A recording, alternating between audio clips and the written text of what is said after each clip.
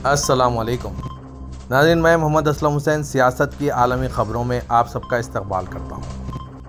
یورپی یونین کے high commissioner Joseph Borel نے کہا ہے کہ مشرق و سطح میں مسئلہ اسرائیل فلسطین کے دو حکومتی حل پر زور دینے کی ضرورت ہے، اس کا کوئی اور متبادل موجود نہیں ہے۔ جوزف بوریل نے بیلجیم کے دارالحکومت برسلز میں اور مشرق و سطح میں دو حکومتی حل کے موضوع کے ساتھ منعقدہ یورپی یونین وزرائے خارجہ اجلاس سے قبل میڈیا کے لیے بیانات جاری کیے۔ غزہ میں ہر گزرتے دن کے ساتھ ابتر ہوتی انسانی صورتحال کی طرف اشارہ کرتے ہوئے انہوں نے کہا کہ غزہ کی صورتحال اس سے زیادہ خراب نہیں ہو سکتی تھی۔ حالات کی ابتری کے بیان کے لیے ہمارے پاس کوئی الفاظ نہیں ہیں۔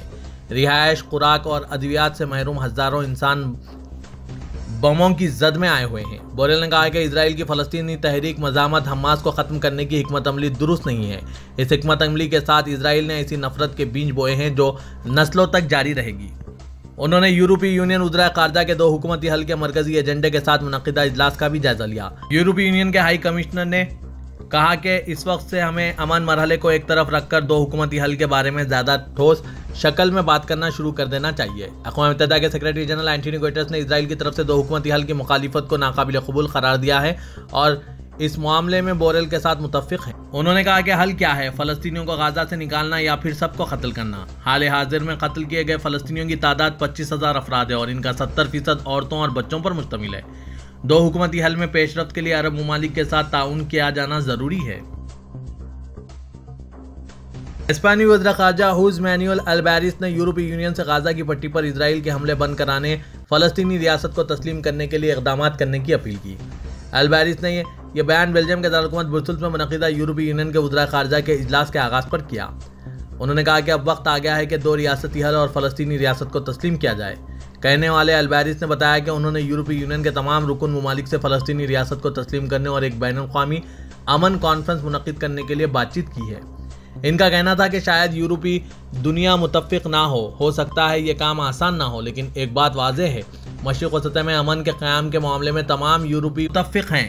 دوست ملک اسرائیل سمیت مشرق و سطح کے تمام ممالک میں امن و سلامتی کے قیام کا راستہ ریاست فلسطین کے استحکام سے گزرتا ہے۔ اگر ہم چاہتے ہیں کہ تشدد کا یہ پل مشرق و سطح میں آخری بار ہو تو ہمیں فلسطینی عوام کو امید دلانی ہوگی۔ ایک حقیقت پسندانہ اور قابل عمل فلسطینی ریاست کے لیے ہمیں خطے کے تمام ممالک سے مل کر یہ امید پیدا کرنے پر مجبور ہیں۔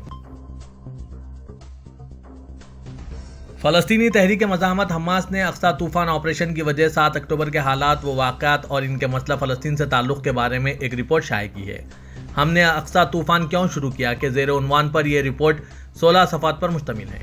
اسرائیل کے دعووں کی حقیقت سے پردہ اٹھانے اور حقائق کو سامنے لانے کے زیر مقصد جاری کی گئی اس رپورٹ میں کہا گیا ہے کہ آپریشن اقصی طوفان دعویٰ فلسطین کو تحلیل کرنے، فلسطین کی زمین پر قبضہ کرنے اور اسے یہودی ملکیت بنانے، مسجد اقصی پر اور دیگر مقدس مقامات پر مکمل حاکمیت قائم کرنے سے متعلق اسرائیلی منصوبوں کے مقابل اٹھایا گیا ایک ضروری قدم اور قدرتی رد عمل ہے۔ رپورٹ میں کہا گیا ہے کہ اقصی طوفان غزہ کی پٹی کو محاصرے سے آزاد کروانے، قبضے سے نجات دلانے، ملی حقوق کا احیاء کرنے، آزادی اور اپنی تقدیر کے فیصلے کا حق حاصل کرنے اور القدس کے دارالحکومت والی فلسطینی حکومت قائم کرنے کے لیے اٹھایا گیا ایک قدرتی قدم ہے۔ رپورٹ میں کہا گیا ہے کہ حماس نے اپنے قیام سے لے کر اب تک شہریوں کو ہدف بنانے سے ہمیشہ پرہیز کیا ہے۔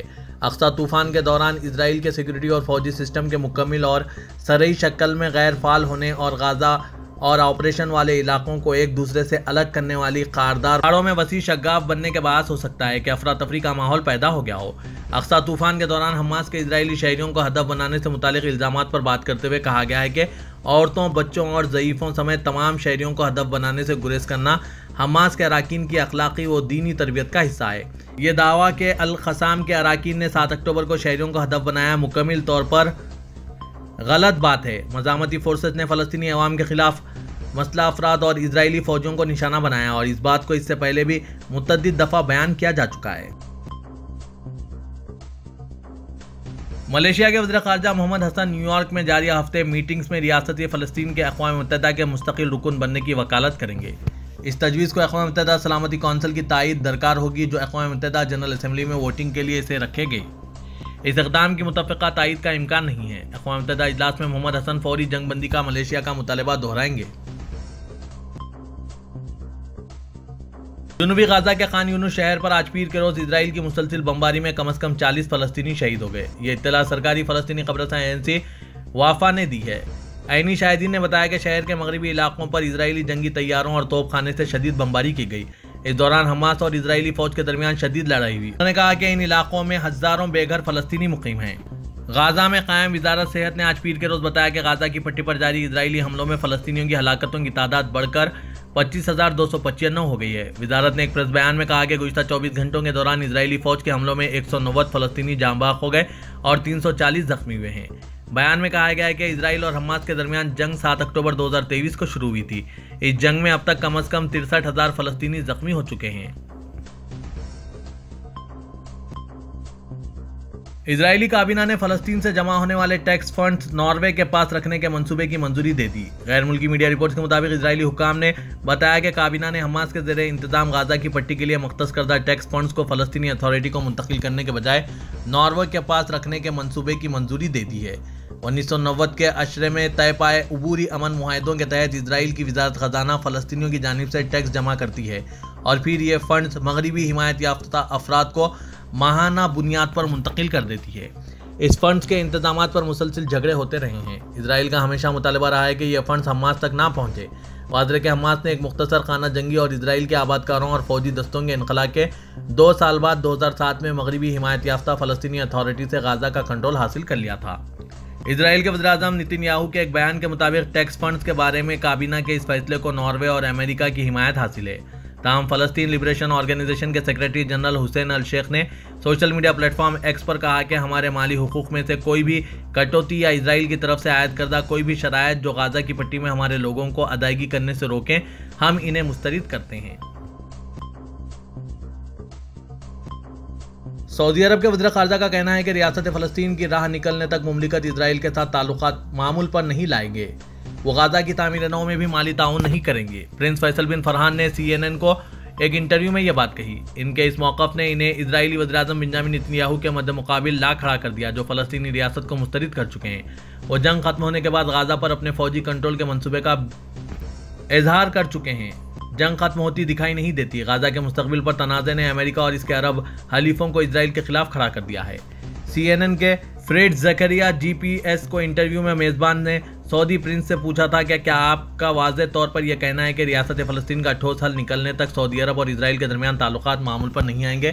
جواب میں فیصل بن فرحان نے کہا کہ یہی وہ راستہ ہے جس سے ہم فائدے میں رہیں گے۔ فلسطینی ایسی ریاست کا قیام چاہتے ہیں جس میں غازہ، اسرائیل، مقبوضہ مغربی کنارہ اور مشرق یروشلم کا وہ حصہ ہے جس پر 1967 کی جنگ میں اسرائیل نے قبضہ کر لیا تھا، شامل ہوں گے۔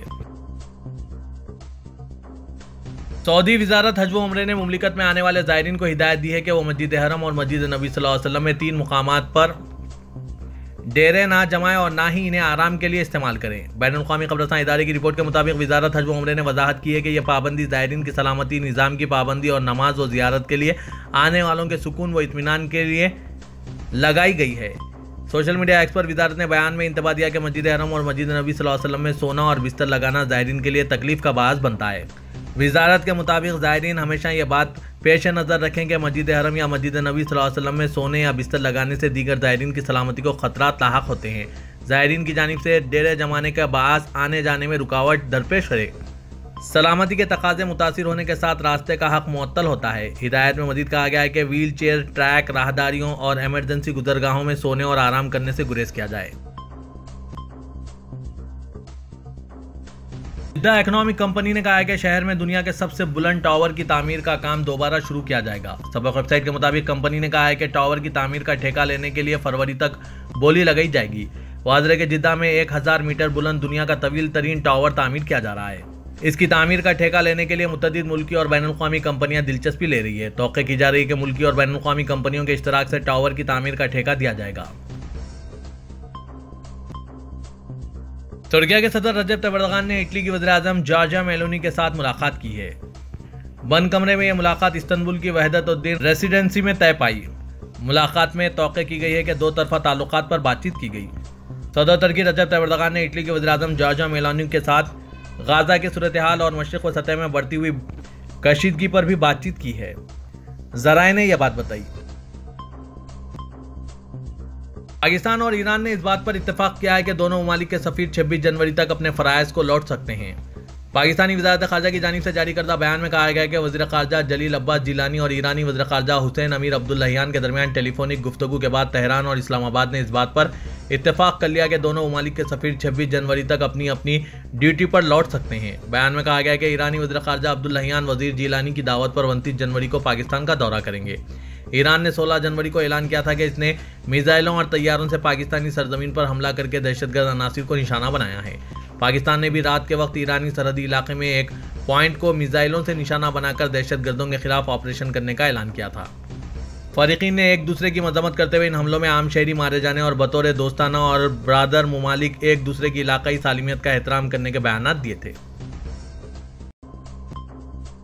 پاکستان اور چین دو طرفہ دفاعی تعاون میں اضافے کے خواہش مند ہے۔ پاکستان افواج کے جاری کردہ بیان کے مطابق افواج کے سربراہ جنرل عاصم منیر نے چین کے نائب وزیر خارجہ انوے کے ساتھ ملاقات کی ہے۔ مذاکرات میں دونوں ملکوں کے درمیان دفاعی تعاون میں اضافے کے لیے ممکنہ امکانات و تدابیر پر بات چیت کی گئی۔ بیان کے مطابق چین کے نائب وزیر خارجہ کے دورے پاکستان کے دوران پاکستان افواج کے سربراہ جنرل منیر نے راولپنڈی میں ان کے ساتھ ملاقات کی ہے۔ مذاکرات میں دو طرفہ مفادات اور باہمی دفاعی تعاون میں فروغ کے موضوعات پر بات چیت کی گئی۔ رام مندر کی افتتاحی تقریب کے جوش و خروش نے نہ صرف ہندوستان بلکہ پوری دنیا کو اپنی لپیٹ میں لے لیا، جس میں ہندوستانی تارکین وطن پوجا بھجن اور دیگر تہواروں کے ساتھ دن کو منایا ہے۔ یہ جشن امریکہ کے ٹائمز اسکوائر سے لے کر یورپ کے ایفل ٹاور تک دیکھا گیا۔ فرانس کے دارالحکومت میں آج ایک عظیم الشان رام رتھ یاترا نکالی گئی، جس میں یورپ بھر سے شرکاء کو راغب کیا گیا۔ اسی طرح امریکہ میں ٹائمز اسکوائر پر رام مندر کے سنگ بنیاد کی تقریب کی روایت کے بعد افتتاح کی تقریب کی براہ راست نشریات کی گئی۔ کینیڈا سمیت پورے شمالی امریکہ کے مندروں میں دعائیں اور تہواروں کا اہتمام کیا گیا۔ قابل ذکر بات یہ ہے کہ کیلیفورنیا، واشنگٹن، شکاگو اور امریکہ کے دیگر مقامات جیسے شہروں میں بڑے پیمانے پر کار ریلیاں نکالی گئی۔ لارڈ رام کے مندر کے قیام کا خواب جس کا بھکتوں نے تصور کیا تھا، اس کا پورا ہونے پر یہ جشن کا اہتمام کیا گیا۔